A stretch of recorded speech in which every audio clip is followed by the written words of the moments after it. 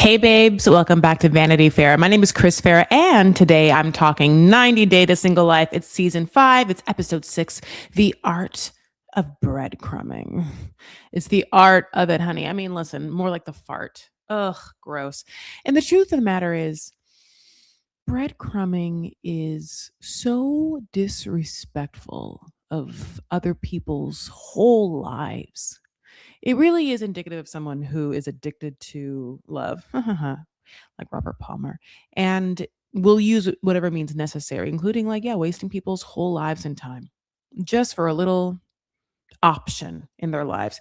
Don't let it happen to you. Single life. It's funny because 90 Day the Single Life basically is a version of diaries, except people are dating and also getting in and out of relationships, which is interesting because specifically, if I start with Vanya, I mean, technically, she should be off the show at the end of this episode, but let's start with her.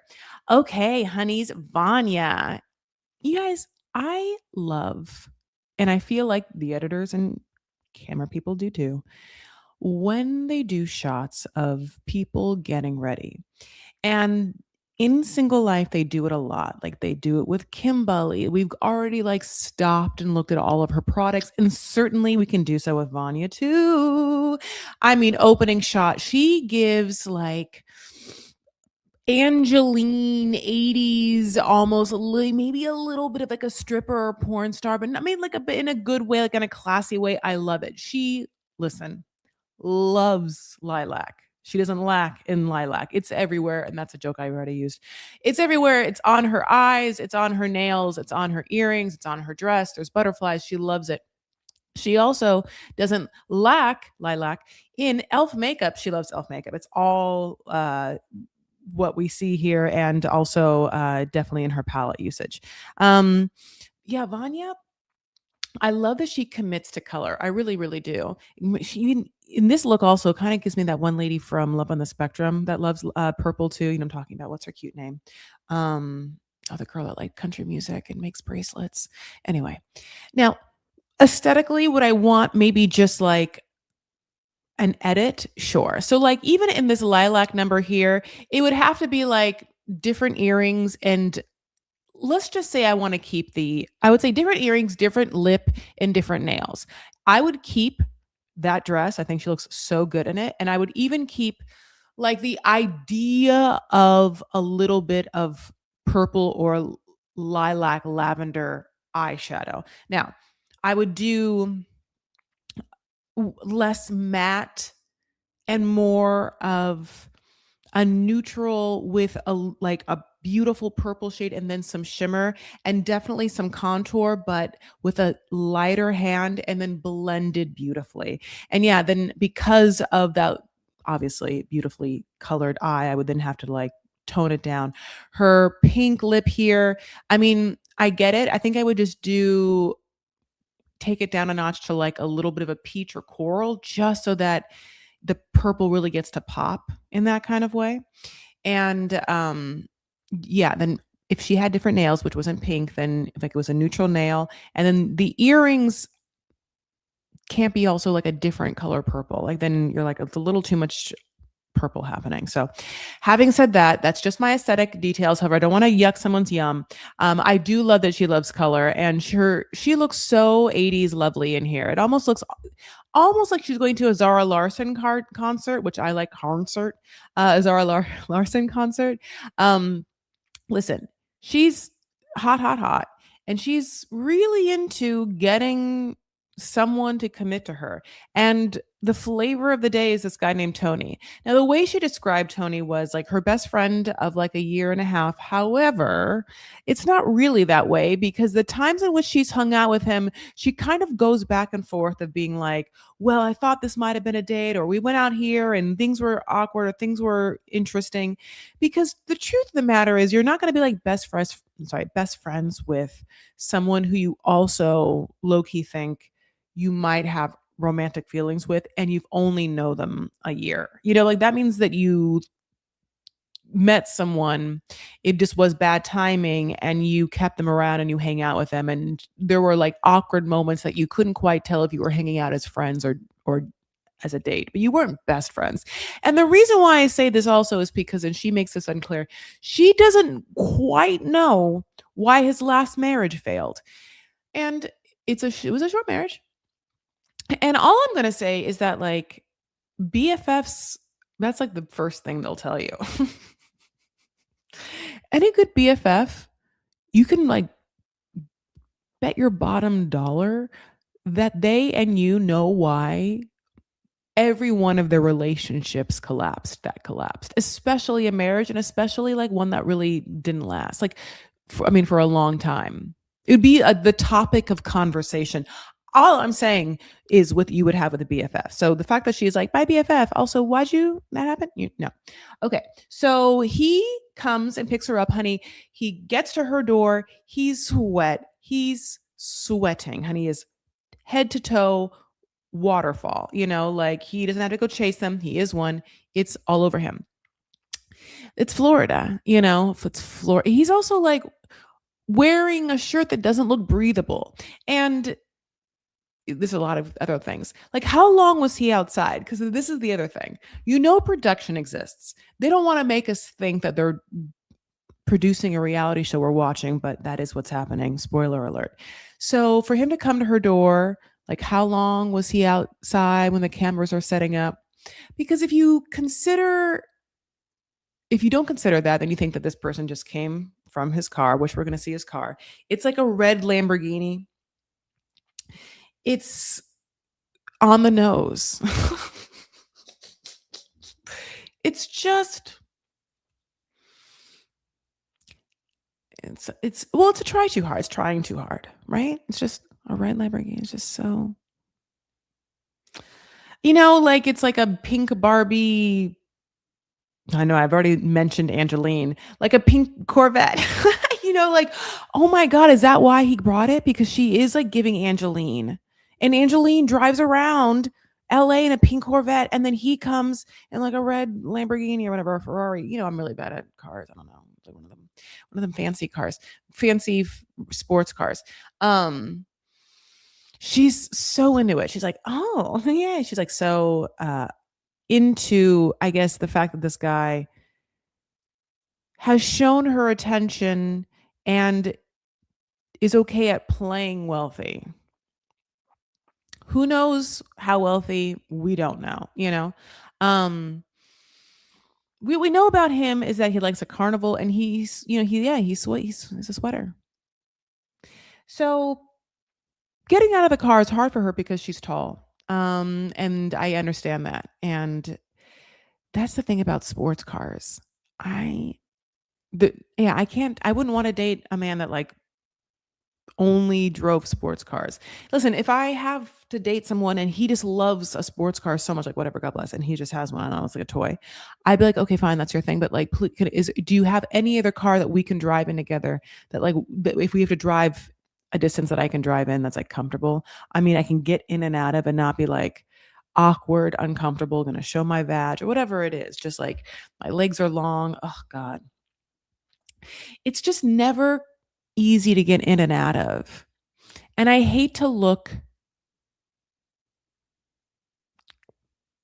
what's the word? Clumsy. I hate looking like movement is laborious because it certainly is most of the time for me. So I hate when I show it. Anyway, so he wants to show her a good time. Okay, he is like, listen, get in my car. Here's my hand all over her thigh, honey. Marinating that thigh, honey. I mean, just like some Tony juices. Okay. And then they go to a boat. He's going to take her on the endless summer. And he's like, here's something to drink. She's like, non-alcoholic, of course. He's like, yes, I know you. It's sparkling apple cider with the labels ripped off. I was like, it didn't look like Martinelli's. You guys, it's been so long since I have had Martinelli's, but there were years where I swear to God, I lived off of it. Like both the flat and the sparkling. Like the flat, obviously Martinelli's, that comes in an apple-shaped bottle. And of course the sparkling felt like champagne before I could have champagne. And so certainly I loved it. I mean, Oh, Martinelli's. Oh, anyway, she loves Martinelli's too, that Vanya, you know? She's just like, "Give me a sparkly drink." I Vanya is such a character. I'm happy that she's on the show. I think that trying to think. Yeah, she's like yeah, she has so much going on and she's so particular, right? Like she is like so on brand for her. Like she has such a strong point of view, which makes her, a good character. That's what I feel like makes a strong character. Like I could dress up as her, you would know that I'm doing a Vanya, especially if I got that kind of opaque eyeshadow, right? Vanya wants love in the way that so many people want love. And, she's chosen Tony as the lucky recipient, and Tony doesn't quite know what to do with the want of the love. But he certainly understands that Vanya is a prize and that, he wants to act on it. Um, it's funny because she is like, "Thank you so much for picking me up, and thank you so much for being my best friend, and thank you so much for bringing me this non-alcoholic apple cider. I'm gonna come in hot with some questions. Why did your last marriage end?" I'm surprised she didn't like hook him up to a lie detector test. I'm surprised she didn't be like, "Get her on the phone, let's ask." He's like, "Well, his answer is a bunch of word salad." He's basically like, "Well, our personal values didn't quite align and we ended up having to spend a lot of time away from each other, and so it was just like a lack of time." Okay. You're Tony got married at what looks like the age of 44 to a person, and he's gonna say that their personal values didn't align? What the do you do when you get married after, like, the age of 40 besides make sure that this person and yours values align? Like, this is not the age to do anything but that. Like, listen, God bless, in your 20s, there's so many reasons and ways to get married for bad reasons, right? Like, I could have been raised super religious and kind of was, but whatever, God bless. So much so that I believed in it the whole time and was like a virgin, was like, I got to get married, like quick, quick, quick, to like someone, oh my God, I'm 21, but I'm so horny to this person and I like this person likes me. Let's get married, God bless. Or whatever. There could have been that. There could have been, like, I think this is supposed to happen. This guy likes me. Okay. And maybe I'm like 23, and then I date for 2 years and, my friends are getting married. That didn't happen for me. Like none of my friends got married early, but, I can see how like a 25-year-old is like, well, I guess this happens. That happens. And then, like, then there's like, oh no, I'm 31. This is it or nothing. And then that's when you usually get married to the person, if you're not supposed to be that person, that you dated for just the right amount of time, 3 years. That's it. I dated him 3 years during my late 20s, early 30s. So that it has to be the person because just at the time frame, and you might get married at that time. Now, after that, you've held on. It's okay. Now, let's just say you didn't hold on. You got married all those times previously, and now you've gotten divorced. Now you are Tony's age. So either way, you've either gotten married or you didn't. If you get married now, what the fuck are you getting married for? If not that your personal values align. Like if at this age you're like, if literally if Tony was like, listen, I just never got married, and suddenly my mom was like, you're 44, get married quick, then I would be like, oh well, then you haven't learned anything. You're repressed baby. Like no one, you can't just get married just because someone tells you to. You're 44. That should have happened already if that was how you felt. Um, he almost makes it seem like she didn't want to not work, or she didn't want to give up her job, or she wouldn't travel with him. Because if he's working and he didn't make time for his brand new wife, what values were not aligned that he went to therapy and still couldn't fix? I mean, it's just a weird way he talked about that. Cause I also remember like Vanya, I mean, to her credit, is like a medical sales representative, belly dancer, real estate agent, right? Is she a real estate agent? She's definitely a medical sales person. obviously belly dancer. Is she just like, "Oh, yeah, I can't wait to get rid of the medical sales, and yes, I'll be your wife, you make all the money, and let me just, like, belly dance between the hours of, like, 5 to 7 at the local restaurants I already know and like." I go to Daphne's, and then, I go to, Al Bazar. They let me come in, I, like, shake a little shimmy, I make, like, $5 here and there, but, it's really the art. Ah, it'd be great, just in my own microcosm world member. And by I say member, I really feel like one person will be like, "Remember Love Is Blind Habibi? Did you watch Love Is Blind Habibi? There was that one lovely lady from, like, Tunisia that, like, loved belly dancing." What if, like, her and Vanya did a crossover?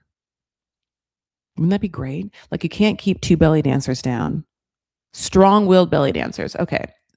Again, not that many people I feel like watch Love Is Blind Habibi. But if you did, okay. So, then she's like, "Okay, okay, great answer." And then she's like, "Another thing really bothered me.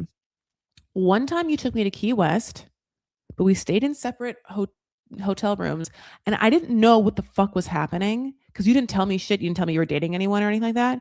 So it felt like flirty, but also whatever. And then I'm guessing they didn't kiss or anything. I'm guessing he didn't. Maybe he touched her or not. Mhm. And then later on, they come home and she's like, "What was that?" And she finds out from some other source that he's moved in with someone, like he moved someone in. And she was like, "What the fuck?" And so she asks him that. And his answer is like, "Well, we weren't exclusive. So I don't have to tell you anything. I didn't owe you anything." And it's like,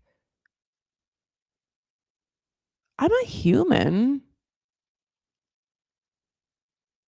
It felt interesting and weird vibes. I didn't know what the vibes were because you were flirting with me. Because as you say, you hadn't really met her yet, so you didn't really know. And so you were fucking tiptoeing in me and tiptoeing in her. And then at some point you made a decision and didn't want to tell me because you felt bad about it. Because you're like, oh, I mean, yeah, you're always looking over your shoulder, right? You're one of those guys that are always looking over their shoulder to see like what's the best option at this time. Oh God. Vanya, understands that men have the propensity to fuck with people slash her. Like she's been burned, right? She says that she's like, there are times in which I like date someone and they're sending me like mixed signals, and suddenly I'm like, what the fuck was real? Because you're like playing with me. You're like in my head, what's real and what's not. Like that's why I want to label asshole. And the truth of the matter is, I think that the only time in which someone, again, I feel like I keep saying this, makes you feel unclear or, and I have to like really lean into this, unstable is probably because they're not. And that is literally a somatic response for you to get the fuck out because someone is trying to fuck with you. Because someone is trying to play you. It's kind of like what Pedro's gonna say to Sophie. It's kind of like this thing where everyone like has to like hope and pray as they get into like a love connection or any sort of romantic connection that someone isn't just trying to fuck them over at every time at being like, let's see what else is let's see what else is that is until so I see someone remotely better or even more interesting or even whatever. Like it is this shitty idea that you have to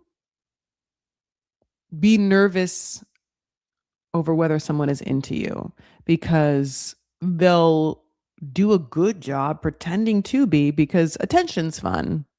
And also because you're great and hot and because they're insecure. Ugh. Anyway, so he's like, "You know what? If a label is what you want, here it is. Non-alcoholic apple juice." Just kidding. I'll be your boyfriend. Will you be my girlfriend? I mean, yeah. He's just like, yeah, I'll put a ring on it as a boyfriend would put a promise ring on his girlfriend. She's so happy. I mean, it's suddenly like, yay, then they cuddle together. And then you're like, okay, is this just sail off in the sunset? She's no longer in her single life? Is this going to immediately end and therefore she's still on the show?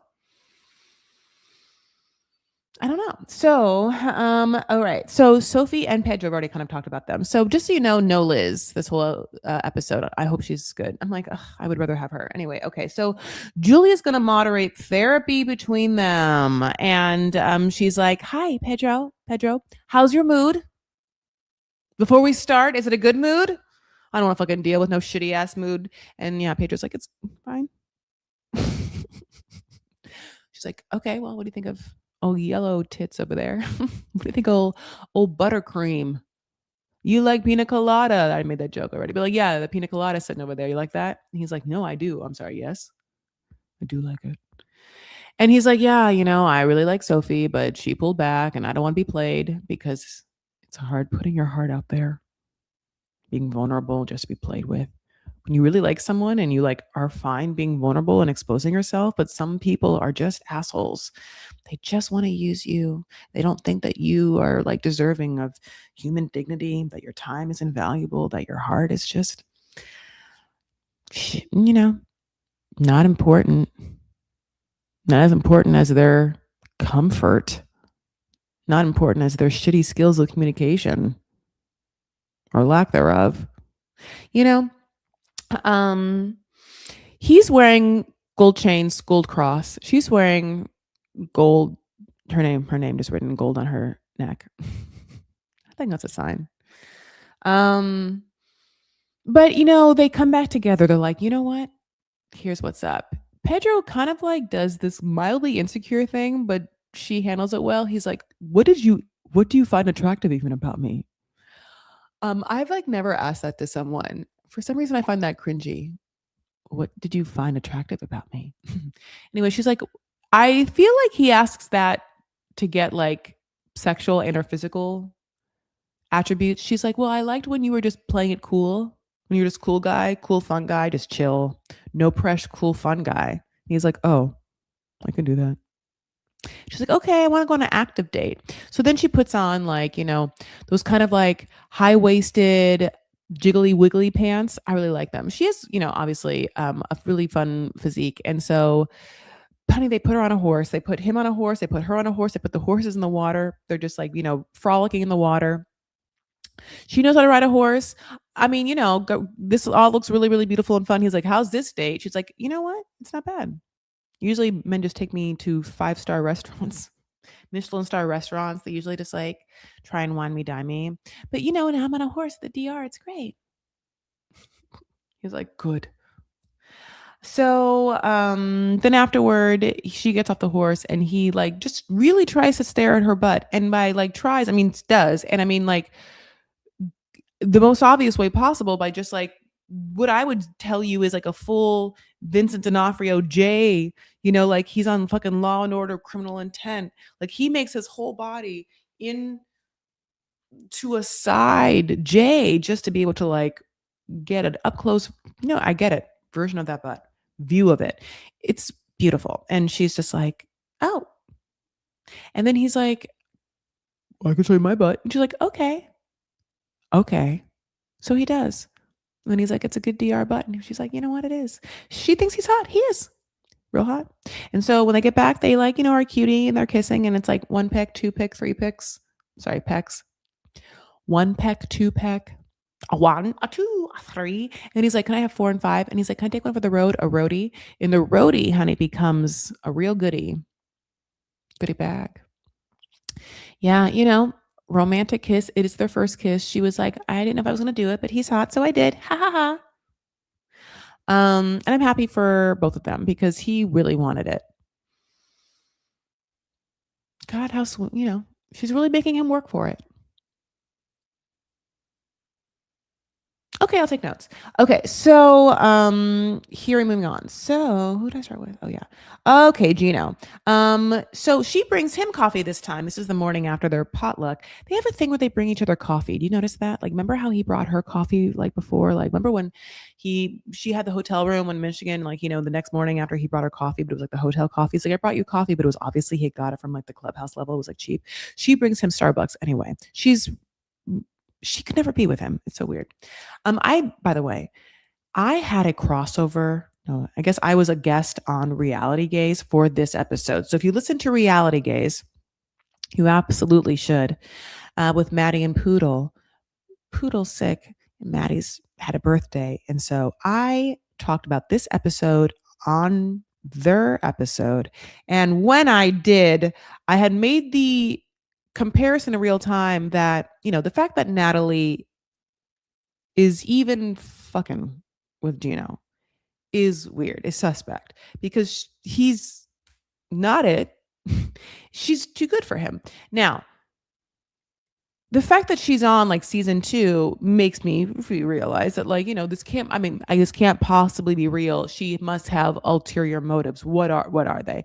I don't know exactly what they are, but in that like line of like, why is this person here and this person shouldn't be here, and there's like this person's here for a different reason than just love, sort of makes me feel like how Josh was with Natalie. I'm not saying Josh was better than Natalie, but I'm saying that after a while, Josh sticking around Natalie was obvious that like he knew this wasn't a love connection. So why be on the show? Because he wants to be on the show.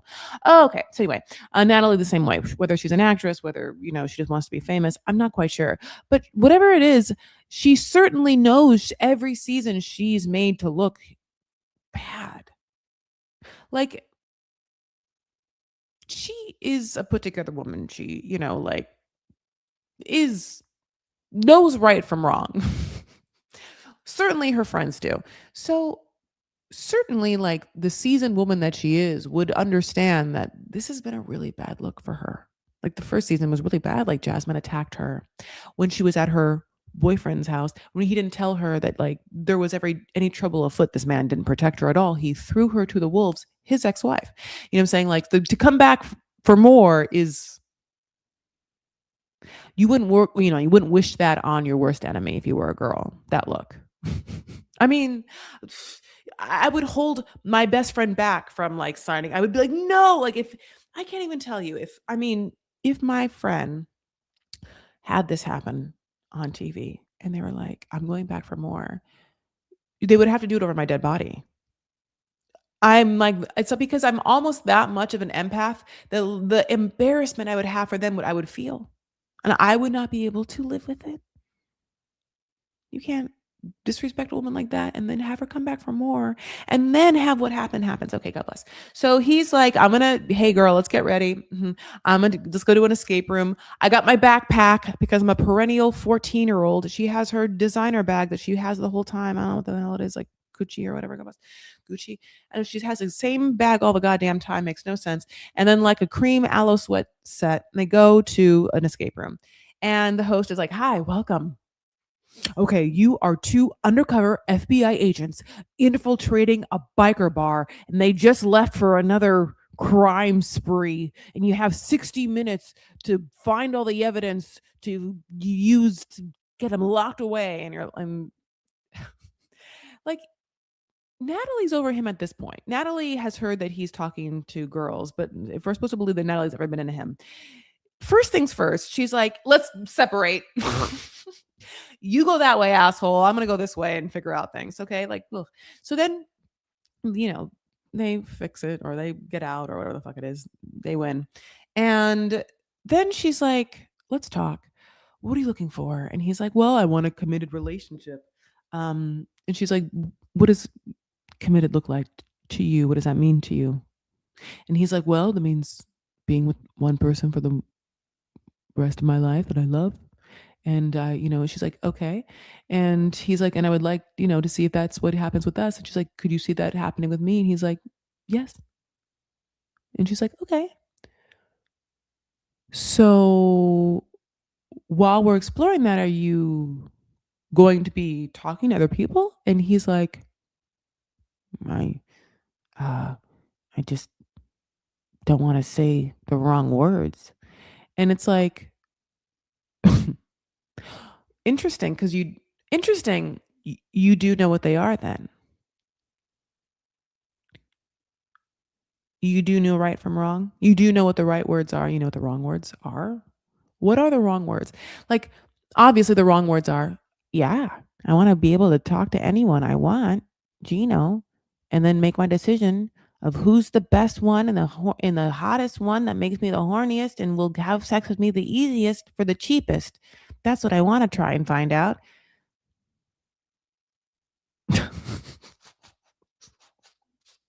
right?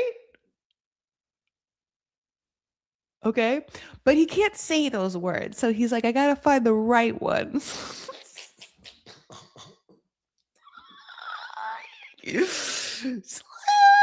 I mean, it's just like he does has he has a face of absolute horror when asked a question, a direct question. It's like, oh God, it's seeing a ghost. It's being put on the spot. It's like a pop quiz. It's like all of it in one, right? Like, yeah, it's so funny. And I think that like it shouldn't be that hard. If it's hard, then that's the answer, right? He's just not that into you. It feels like it always goes back to that. Because yeah, if Gino had the wherewithal to be like, Natalie's hot as fuck and I'll never get better than this like very sane woman with actual friends who lives in America and like I don't know if she has kids or whatnot or what her responsibilities, but she certainly has a job that she can work remote or not. And for some reason, really vague boundaries. So, and I'm just saying, so I don't know how he thinks he's going to get better than that, but he wants to keep his options open. And I think that that is, like, I hate to say it, that is the toxic part of the like, that's the toxic part of men that women know intrinsically and fear, I think. Because I think there's a part of them that are like, you can be the hottest. You can be so much, you could arguably be, assumingly, what this person should know is their best God given option, but they will still treat you horribly, or at least fake it for as long as possible until they ultimately lose you because they're going to, string you along and not want to make a commitment. Or if they do, it's a lie. Or, it's a lie until a better option comes. I think that like there has to be a way to really isolate getting rid of those options real fast. And I want to put it on guys. I think that like there's got to be a human behavior that doesn't want to settle is a bad word, that fears commitment or is so insecure with themselves that they think that there is no possibility for like a forever. So might as well keep your eyes moving around the room because like then someone's is and it's not the other person's. I'm not quite sure exactly what it is. It's funny because like when I talked to Kobe of Emily and Kobe, right? Like when I went to the 90-day holiday party.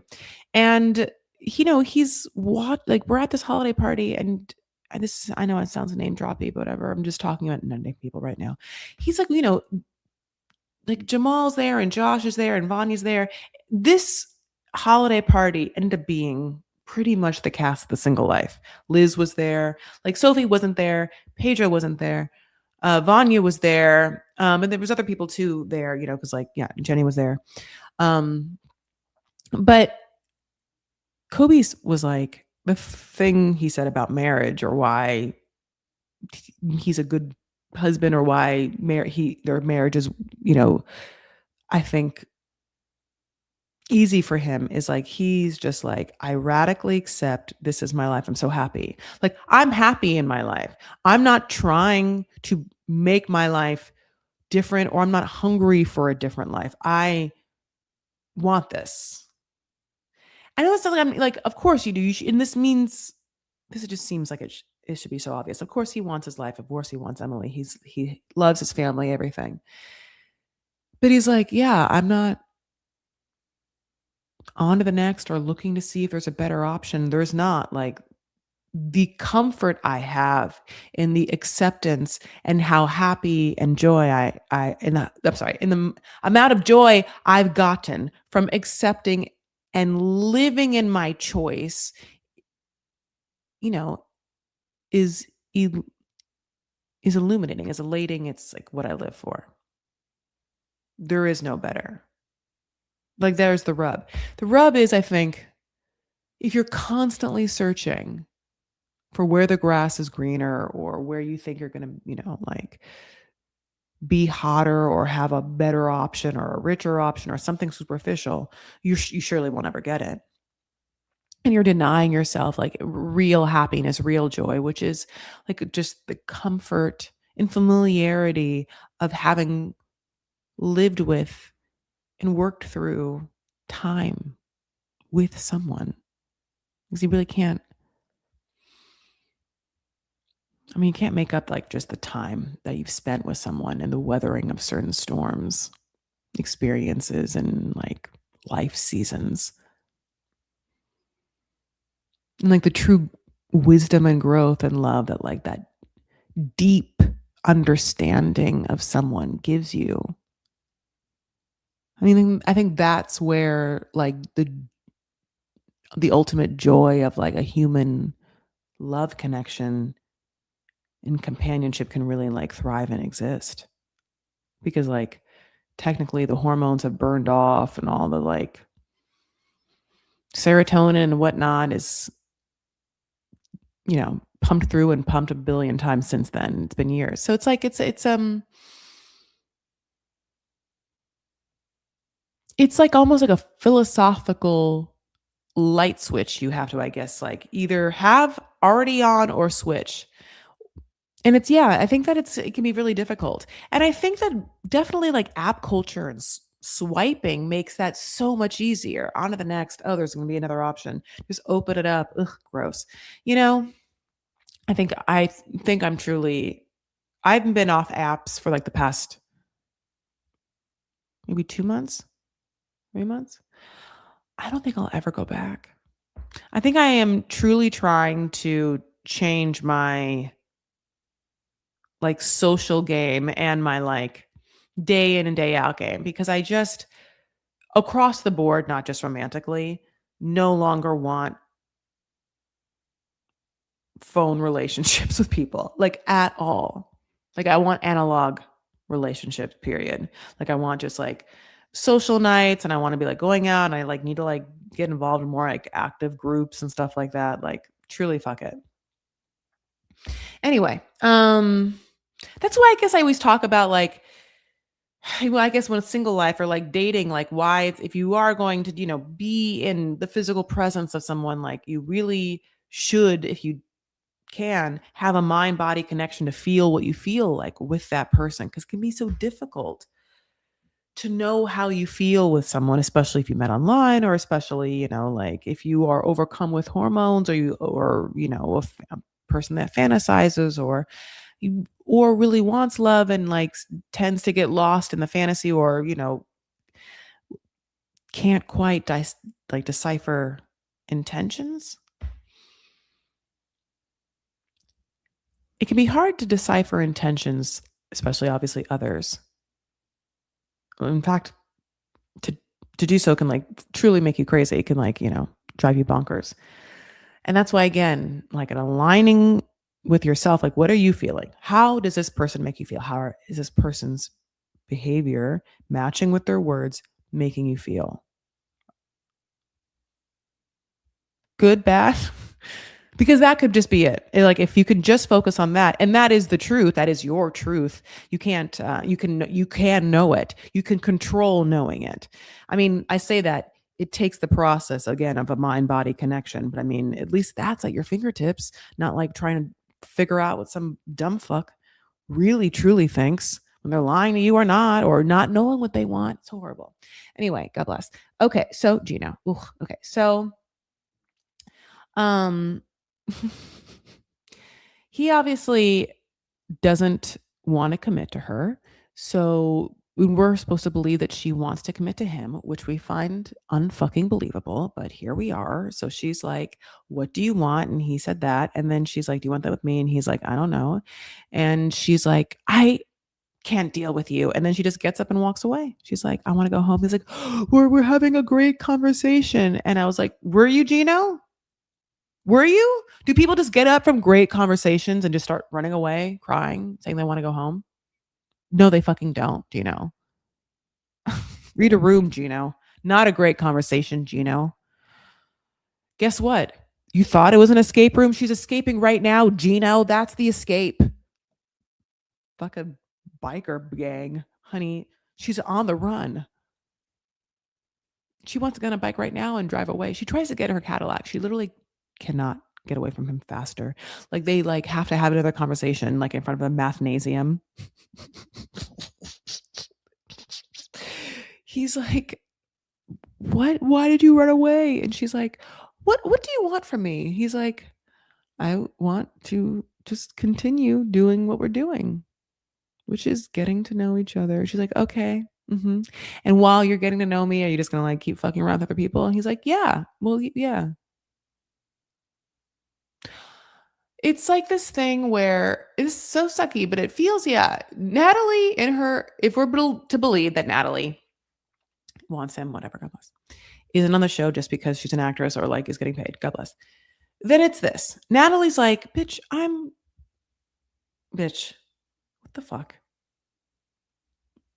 If you aren't like, I really want to see how this goes, and I'm going to give you like this seasoned woman, like my attention and my attention, intention, because I like care about the person that you are, and I think that we have a connection, and I want to respect that.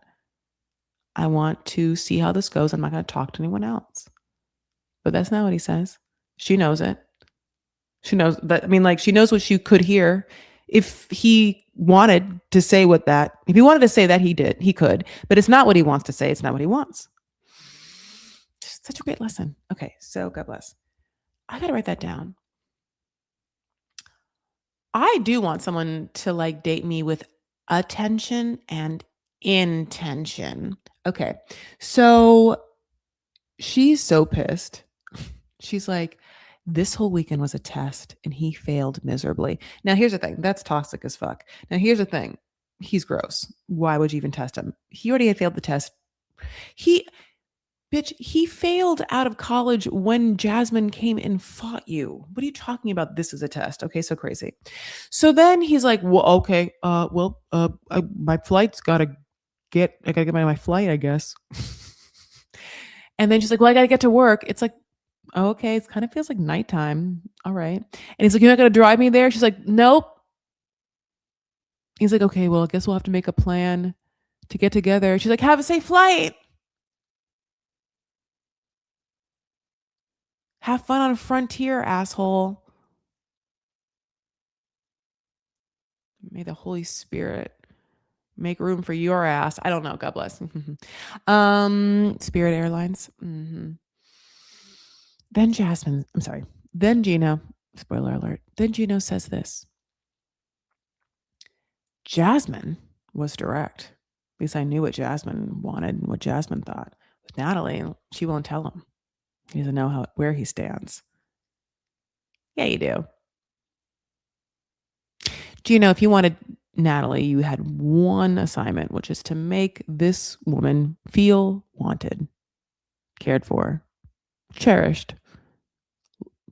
Make this woman feel like you understand that you're lucky to be with her. Like, make this woman feel like, oh my God, I'm excited to be with you. So I will make I will make you comfortable by not fucking other people in your face. Like, you're just like, it must be hard, right? Yeah, it must be just so hard to be like, I like this person more than others. That his DMs must be going off. He's like, I never met anyone yet in real life. No, not Gino. Of course you have. I hate to think what those DMs look like. And by hate, I wish I did. I wish I could see. There was a Reddit post. I really hate it because, I'm on those forums just like trying to find information for you all. But there was a post where someone was like, hey guys, I don't know why I'm making them talk like this. Who here has DM'd a cast member? And like some people like said what they DM'd or whatever. And some things make sense, but some people are like, why'd you DM them that? You're weirdo. I think that I have never DM'd anyone out of the blue. Like, the only times I wish I DM'd two people, one person had followed me, which I think was Tiffany after Hunt for Love, because I think that she commented on something like on a podcast Instagram post. And I was like, are you really mad? Anyway, the second thing was, oh, what's his fucking face? Oh, one of the I forgot. One of the guys from 90 Day Fiance. I forgot who it was. He had, you know what it was? It was one of the podcast listeners had sent me a listing of this person's home, and on their home they had listed their name and their cell phone number. So I remember just being like, I wasn't a big fan. I'm not a big fan of this person. I'm actually kind of happy I'm not saying their name now. It's fine. I'm not a big fan of this person. Like, I didn't follow this person on Instagram, and there would be no reason for me to ever DM this person. I don't have anything to say to this person. It's fine. But I was, I'm like, this show is reality show. It's not like a show where all these people have PR agents, where I'm like, maybe this person didn't know that his fucking phone number is like on the internet, and there's, crazy ass stalkers, there's crazy ass people.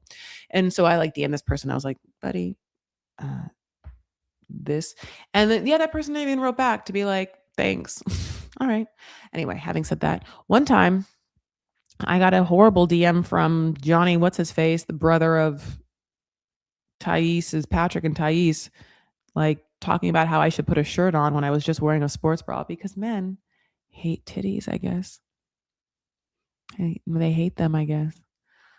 But other than that, don't DM anyone in the cast. Unless you feel like, I guess, like I did, like I thought that I would help this person, like this person didn't know that their phone number was out there. But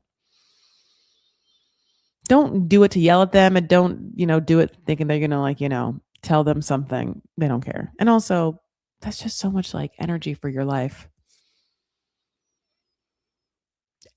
I know, though, that there are just hungry, horny, thirsty, fame-hungry people out there that will do whoever and whatever for a moment in the sun. And it's depressing. At the same time, at the same time, I do wish I could read them all and look at all their profile pictures. And then also low-key write them back and be like, why? And then have them be like, oh, I want to be on TV, or I just want to fuck with him. Or I'm catfishing. I'm this person. I'm a male. I'm blah, blah, blah. God bless. I like to think a lot of the DMs are catfishes. Okay, God bless. Colt and Courtney and Colt. I just called him Court. Court. They had stayed together. They could have been Coltney or Courty. No, it would have been better the first way. It's very hard to say. So obviously he's crazy and fucked up and is now back at some hotel. And she's been like, you have the audacity to cheat on me when I took care of you at my parents' house. And we're both on the show, by the way. Like, here's the other thing. Colty, for the rest of your life, there was one moment where you also had the ability to be with someone that shared a very special, specific, nuanced experience. Like, we both are members of 90 Day Fiance. There's just, in my mind, not a lot of other cast members that from this moment Colty could just get with that would be able to know and share this life experience. And I think that, listen, going from living with your mom, Debbie, in Vegas to suddenly being like somewhat of a famous person is a whole life trajectory. It's one of those life trajectories that, like, unless you do it, you can't imagine it. I mean, I can't imagine it. It's like it's as big of a thing as like becoming a religion. Like, it takes over a little bit, right? Like being famous or famous adjacent or being in a reality show and like all of that, like, and then having your name known and people know your mom and people have seen your dick and people know your ex-wives and they know like all, there's just that's a whole weird thing that at one point Colty got to have a relationship with someone who's also experienced that. Not with him, not like because of him, but in her own accord, Courtney did this before Colty. Courtney's pre-Colty of the 90 Day franchise. And so there's just like a part of me that's so interesting because to me that means something because, you know, Colty has a fucking penchant for just meeting random Latina women online that he lies to because he has obviously a fetish, but also like they never work out or whatever. And, you know, ultimately, they have very different whole lives. And I think that Courtney for sure has a different life than Colty too, but like it wasn't a big opportunity for him.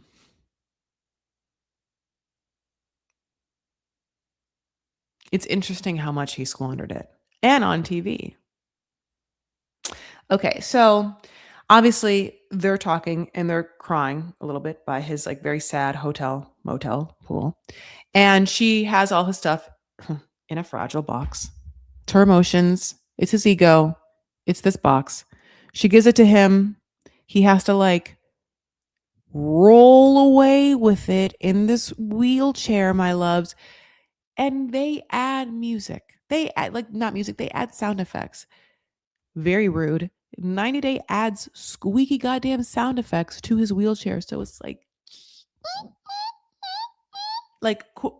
fucking Courtney just has to sit there and be like, I can't believe I have to watch this. It feels like it's taking 45 minutes. She's like, it's like squeaky. She's like, can I help you? Can I just like can I just get up and just do it can I just roll you into your room, please, dear God? Can I make this go faster? I need anything to make this go faster. Can I put this in 2 times speed? So then she gets up, right? And he, is like, you can't help me forever, Courtney.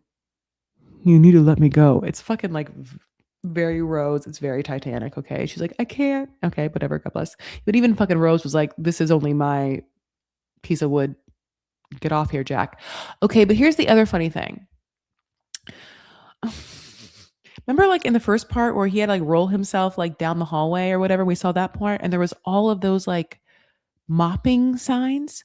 So then now they're in a completely different part of the motel. They've been to the pool. Like now they're going back to his room and there's still like so many wet mop signs. Like what lovely janitor just fucking wetted down the entire motel before they started filming. I mean, what did they spray it down? Like, were they like, oh my God, they're coming to film and the place is so dirty. They just get like a hose and just the whole thing is wet. There's so many signs everywhere. Oh, how sad. She wheels him in and then she like has to hug him. She's like, I saw my future with him.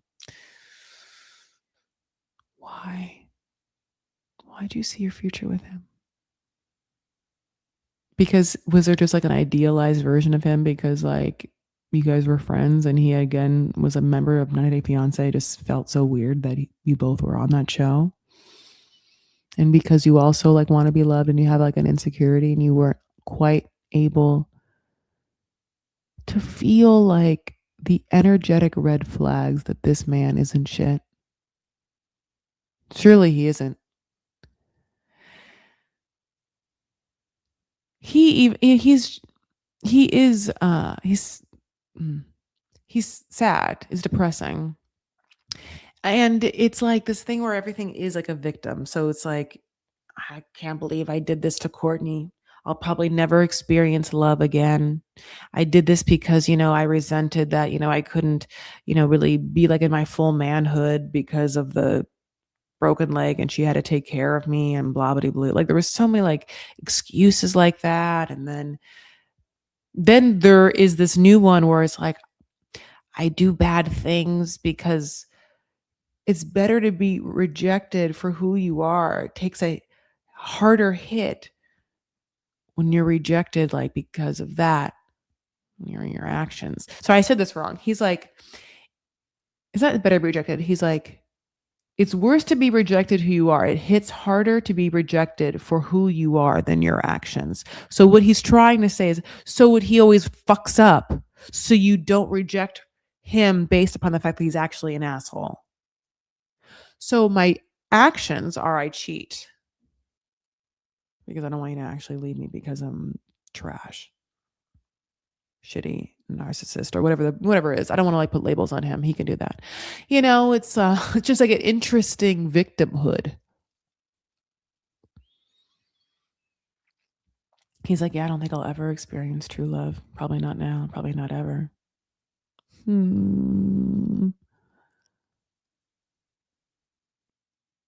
I would really love to know like what his therapy sessions are like. Because at some point he has to know that like he should go to it. I wonder if he's ever been. I wonder how long. I'm sure he's had a therapist. I'm sure he doesn't stay. Like he could only be able to make a Zoom therapist. Well, obviously because of the broken leg, but also be because he is fundamentally a lazy person, like a sad, lazy person. And that's why the online dating works. You can really just like talk to someone a long time when you don't have to like, see them or do anything for them. Anyway, we want the best for all our babies. So, Courtney, let's move on. And other than that, that is the end of the ep. So if you want to follow me, you absolutely can. I'm at Chris L. Farah. I'm on TikTok. I'm making fun content. Hi. I'm also on Facebook. I'm also on Instagram. I have a YouTube. I have a Patreon. I have a Facebook group, Vanity Farah. I have a Substack. What? By the way, have you given me 5 stars yet? Have you considered it? I would. It was my birthday. Did you hear? I don't know. It still technically is my birthday month. And so I will ask for this probably for the rest of my life. So fuck birthdays. Give me 5 stars. Just do it. Do it right now. Give me 5 stars. Share this with a friend or not. I don't know. I'm just kidding. I love you. Truly, thank you for listening. Thank you for spending any time with me. Thank you for just like listening to the one voice now for almost an hour. However, though, we're almost done. And now I'm going to use my voice for good. I'm going to try and use my voice in this moment for a mindful moments. Let's get ourselves together wherever we are to breathe, to bring our attention to what's happening in this exact space and time. Feet on the floor, but on the seat. Feel something, literally, something sensorily to feel, maybe to be like, this is where I am. And then sensorily, you can use breath to hear that, or the feeling of your breath, or the sound of my voice that's happening in this moment. So if you're paying attention, then my voice would bring you to this present moment. You just can't let your mind wander. That's the name of the game, or the name of the don't do this game. Don't let your mind wander. Try not to do anything except allow yourself the gift of the present. You can worry about everything that's happened previously later, and you can plan the perfect future. No, but you can try if you want in the next moment. But for this one, let's just try, right? Let's just be together. You, me, time as it is. Blow it out. 2 chances. Breathe it in. Ready?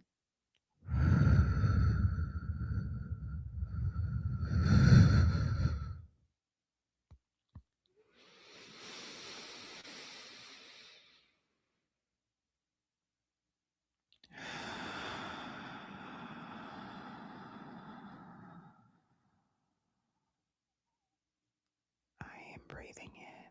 Ready?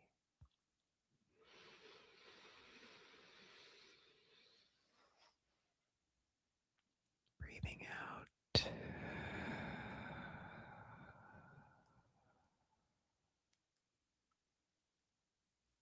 Oh, I did a better version than I usually do. Somehow great. All right, my loves. Take care of yourselves and one another. Stand up for what you believe and make art. And I'll talk to you later. Okay. Bye.